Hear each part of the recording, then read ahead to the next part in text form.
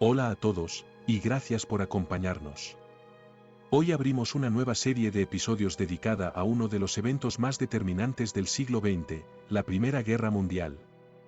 Un conflicto que transformó el mundo como pocos lo han hecho en la historia. Una guerra que no solo cambió mapas y gobiernos, sino también la forma en que el ser humano concibe el poder, la diplomacia y el horror. En este primer episodio vamos a retroceder en el tiempo para comprender cómo se gestó el conflicto antes incluso de que cayera el primer disparo. ¿Fue realmente inevitable? ¿Podría haberse evitado si las cosas se hubieran manejado de otra forma? ¿Estaban las potencias europeas condenadas a enfrentarse por su ambición, orgullo y miedo? Eso es lo que intentaremos explorar hoy. Y quizás, al final, tengamos más preguntas que respuestas. Pero como suele ocurrir con los grandes acontecimientos, entender el principio nos ayuda a entenderlo todo. Así que empecemos, desde el principio. Estamos en los primeros años del siglo XX. Europa vive una época que muchos describen como la Belle Époque, un tiempo de crecimiento económico, avances científicos y cierta fe en el progreso.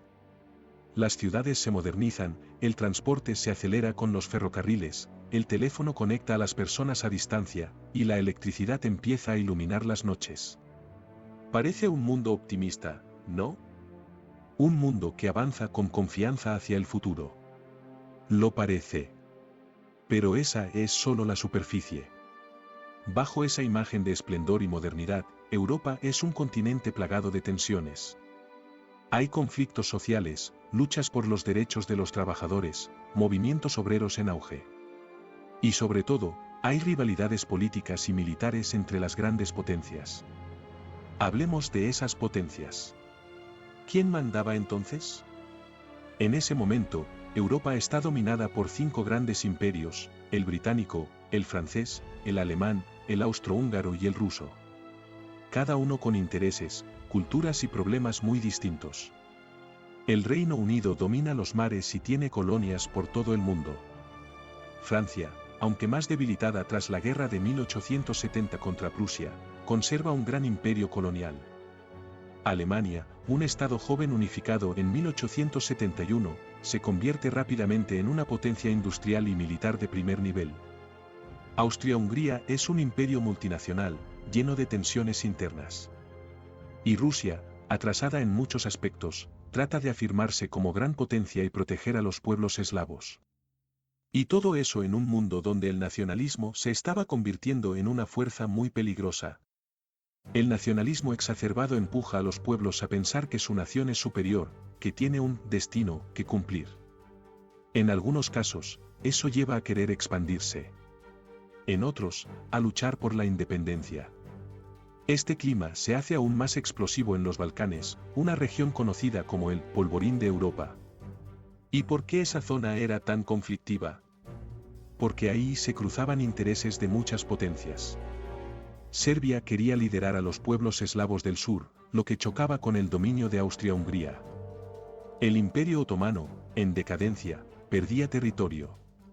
Y Rusia apoyaba a los eslavos como parte de su influencia en la región. Cada conflicto local podía convertirse fácilmente en una crisis internacional. Durante los últimos años del siglo XIX y los primeros del XX, las grandes potencias europeas tejieron una red de alianzas diplomáticas y militares tan compleja como inestable. Un sistema que, en teoría, debía garantizar la paz. Pero en la práctica, sentó las bases para una guerra de dimensiones colosales. ¿Y cómo funcionaba exactamente ese sistema? ¿Quién estaba aliado con quién y por qué? Todo comenzó con el canciller alemán Otto von Bismarck, que tras la unificación de Alemania en 1871 buscó aislar diplomáticamente a Francia y mantener la paz en Europa mediante alianzas defensivas. Pero tras su caída en 1890, sus sucesores abandonaron ese equilibrio frágil. Así, a comienzos del siglo XX, Europa estaba dividida en dos grandes bloques. Por un lado, la Triple Alianza, formada por Alemania, Austria-Hungría e Italia. Por el otro, la Triple Entente, que unía a Francia, Rusia y el Reino Unido. Entonces, ¿era como un equilibrio de fuerzas? Una especie de pacto tácito de, si tú atacas, nosotros respondemos. Exactamente. El problema es que ese equilibrio era ilusorio. No era una red que prevenía la guerra, sino una mecha lista para encenderse. Un conflicto entre dos naciones podría arrastrar automáticamente al resto. Era un efecto dominó, programado para activarse. Así que el sistema de alianzas estaba diseñado para contener la violencia, pero terminó multiplicándola. Sí. Y había más factores. Alemania temía un ataque conjunto de Francia y Rusia, sus enemigos en el este y el oeste, así que desarrolló planes de guerra como el famoso Plan Schlieffen, que contemplaba una ofensiva rápida contra Francia atravesando Bélgica. Por su parte, Francia buscaba frenar la hegemonía alemana, y el Reino Unido, aunque en principio no estaba obligado por tratados estrictos, se comprometía informalmente a intervenir si Bélgica, cuya neutralidad había garantizado, era invadida. O sea que todos estaban listos para la guerra, aunque nadie la quería abiertamente. Era una paz tensa, mantenida por la sospecha y la desconfianza. Los diplomáticos lo sabían. Los generales lo sabían. Y aún así, nadie desmontó ese frágil andamiaje.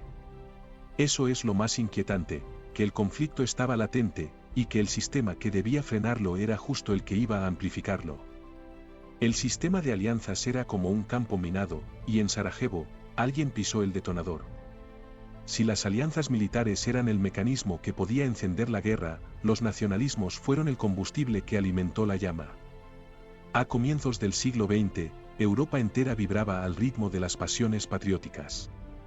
Pero esas pasiones no eran inocentes. Eran intensas, excluyentes, a veces incluso fanáticas. ¿Y qué tipo de nacionalismos predominaban? ¿Todos eran igual de peligrosos? Había muchos rostros del nacionalismo. En Alemania, por ejemplo, se había instalado la idea de que el joven imperio, unificado apenas en 1871, necesitaba demostrar su grandeza. El lema no oficial era conseguir un lugar bajo el sol, es decir, una posición colonial y política acorde con su poder económico. Francia, por su parte, vivía con la herida abierta de la derrota frente a Alemania en la guerra franco-prusiana. El nacionalismo francés miraba con nostalgia Alsacia y Lorena, territorios perdidos, y deseaba vengar esa humillación. Venganza, orgullo, ambición, parecía una tormenta emocional a escala continental. En los Balcanes, el nacionalismo era aún más volátil. Los serbios soñaban con crear una gran Serbia que uniera a todos los eslavos del sur bajo una misma bandera. Pero eso chocaba con los intereses del Imperio Austrohúngaro, que gobernaba sobre pueblos eslavos dentro de sus fronteras. Los checos, eslovacos, croatas, bosnios, todos tenían identidades distintas, pero un mismo anhelo, liberarse del dominio imperial. Y todo esto, mientras los gobiernos reforzaban sus ejércitos. La ideología nacionalista fue de la mano de una carrera armamentista sin precedentes. Las potencias no solo se preparaban para defenderse, se preparaban para atacar si era necesario. Alemania construyó una enorme flota de guerra para competir con la Royal Navy británica. Francia y Rusia modernizaron sus ejércitos. Austria-Hungría reforzó su artillería. El gasto militar creció año tras año. Como si la guerra fuera inevitable, y solo faltara una excusa. Y lo más inquietante es que esa mentalidad no era secreta. En las academias militares, en la prensa, incluso en los colegios, se hablaba de la guerra como una prueba de fuerza, casi como un rito necesario para las naciones fuertes. Se glorificaba el sacrificio, el heroísmo, la disciplina, pero nadie hablaba de las trincheras, del barro, de los gases tóxicos, del sufrimiento real, una visión romántica, de algo que sería una pesadilla. A veces, las guerras no comienzan por lo que sucede el día del estallido, sino por lo que se ha venido incubando durante años. El nacionalismo desbordado y la obsesión por armarse fueron dos de esas causas profundas, invisibles, pero decisivas. 28 de junio de 1914. Una fecha que, a simple vista, podría haber pasado como una más en el calendario. Pero ese día, en Sarajevo, ocurrió algo que cambiaría el curso de la historia. Francisco Fernando, archiduque del Imperio Austrohúngaro y heredero al trono, fue asesinado junto a su esposa, Sofía. El autor, Gavrilo Princip, un joven de apenas 19 años, nacionalista serbio-bosnio. Es una imagen que casi todos tenemos en la cabeza, ¿verdad? Un coche descapotable, una calle estrecha, y de repente, los disparos. El caos. Así fue. Pero detrás de esa imagen hay una trama compleja. El atentado no fue obra de un solo hombre. Fue planeado por miembros de la organización nacionalista secreta La Mano Negra, que operaba con vínculos entre el ejército serbio y grupos extremistas. Francisco Fernando no era una figura particularmente popular, ni siquiera dentro de su propio imperio. Pero representaba la continuidad del régimen. Su asesinato fue interpretado como una afrenta directa, como un desafío intolerable. Y aún así, en esos primeros días, ¿se podía haber evitado la guerra? Posiblemente. Austria-Hungría lanzó un ultimátum durísimo a Serbia, con condiciones prácticamente imposibles de aceptar en su totalidad. Algunas exigían que funcionarios austríacos pudieran operar dentro del territorio serbio. Serbia aceptó casi todo, menos eso. Y eso fue suficiente. En lugar de detenerse, Austria-Hungría, con el respaldo absoluto de Alemania, decidió declarar la guerra. ¿Y por qué Alemania respaldó tan rápidamente a Austria? ¿Qué ganaba? Porque en Berlín también veían una oportunidad. Alemania creía que una guerra era inevitable, y prefería que sucediera pronto, mientras sus enemigos, especialmente Rusia, aún no estuvieran completamente preparados. El famoso cheque en blanco que Alemania ofreció a Austria fue una señal clara, y hicieran lo que hicieran, contarían con su apoyo. Y así, el asesinato de Sarajevo se convirtió en la chispa de una explosión mucho más grande. Exacto. Un atentado con motivaciones nacionalistas, una respuesta diplomática desproporcionada, y un sistema de alianzas preparado para actuar como una máquina automática. En cuestión de días, una crisis regional se transformó en una guerra europea. Y pronto, en una guerra mundial. Un magnicidio. Un error de cálculo. Y millones de vidas en juego. El asesinato de Sarajevo no fue simplemente un crimen político. Fue la primera ficha en caer. Lo que siguió fue una secuencia de decisiones, movilizaciones y declaraciones que avanzaban como una tormenta que ya nadie podía detener. ¿Realmente fue tan rápido? ¿En cuestión de días todo se vino abajo? Sí. El 28 de julio de 1914, exactamente un mes después del atentado, Austria-Hungría declaró la guerra a Serbia. Al día siguiente, Rusia, que consideraba a Serbia su aliada eslava y su esfera de influencia, ordenó la movilización de su ejército. Esta fue una señal clara para Alemania. Berlín no dudó. El 1 de agosto, Alemania declaró la guerra a Rusia, y eso no fue todo. El 3 de agosto, Alemania declaró la guerra a Francia, aliada de Rusia. Pero Alemania tenía un plan, el llamado Plan Schlieffen, diseñado años atrás para evitar una guerra en dos frentes. Según este plan, los alemanes debían vencer rápidamente a Francia invadiendo a través de Bélgica, que era un país neutral. Esto permitiría luego girar todo el esfuerzo militar hacia el este, contra Rusia. Pero al invadir Bélgica, violaron su neutralidad. Eso era un acto de agresión directa. Y esa fue la razón por la que el Reino Unido, que había garantizado la neutralidad belga desde 1839, decidió entrar en el conflicto. El 4 de agosto, Gran Bretaña declaró la guerra a Alemania. En menos de una semana, las potencias más grandes de Europa estaban arrastradas a una guerra global. Es aterrador. Cada país creía estar actuando en defensa propia, pero en conjunto estaban marchando hacia el abismo. Y lo más trágico es que la mayoría de los líderes políticos no esperaban una guerra larga. Creían que sería una campaña corta, gloriosa, decidida en semanas.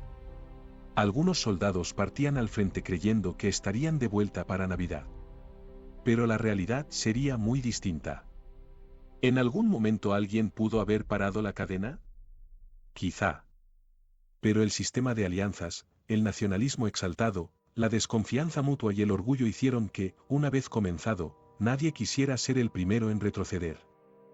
Y así, Europa se precipitó a la guerra más destructiva que había visto hasta entonces. Un conflicto moderno, nacido de mecanismos antiguos. Una tragedia colectiva, alimentada por decisiones individuales. Y lo peor estaba aún por llegar. Cuando repasamos estos hechos con la distancia del tiempo, hay algo profundamente inquietante. No fue una serie de accidentes, ni una simple reacción desmedida. Fue una construcción lenta, estructural, casi inevitable. Como si Europa se hubiera dejado arrastrar a una tormenta que ella misma había incubado durante décadas. Y lo más estremecedor es que muchos de los protagonistas sabían que el equilibrio era inestable. Sabían que estaban jugando con fuego. Los discursos políticos hablaban de paz, pero los trenes ya llevaban armas. Las banderas ondeaban con orgullo, pero ocultaban miedo. Es como si la historia hubiera estado condenada a repetirse. Nacionalismos exacerbados, alianzas rígidas, miedo a mostrar debilidad, líderes atrapados en su propia retórica. ¿No suena eso, tristemente, demasiado actual? La Primera Guerra Mundial no estalló por un solo atentado. Estalló porque las estructuras políticas y sociales de la época no supieron gestionar el conflicto. Porque la diplomacia se volvió torpe. Porque los egos pesaron más que la prudencia. Y porque, como tantas veces en la historia, la humanidad subestimó su capacidad para autodestruirse. Por eso es importante mirar atrás. No por nostalgia, sino por advertencia. La historia no se repite exactamente, pero rima. Y entender los errores del pasado puede ayudarnos a no tropezar en los mismos abismos. En los próximos episodios exploraremos cómo fue esa guerra desde dentro. Las trincheras interminables, la vida cotidiana de los soldados, la propaganda, el miedo, la resistencia. Y cómo ese conflicto cambió no solo Europa, sino la forma en que el mundo entendía la guerra, el dolor y la memoria. Gracias por acompañarnos hasta aquí. Ha sido un inicio intenso, pero necesario. El viaje apenas comienza. Recordar no es revivir el horror, sino comprenderlo para que no vuelva. Nos escuchamos en el próximo capítulo. Hasta entonces.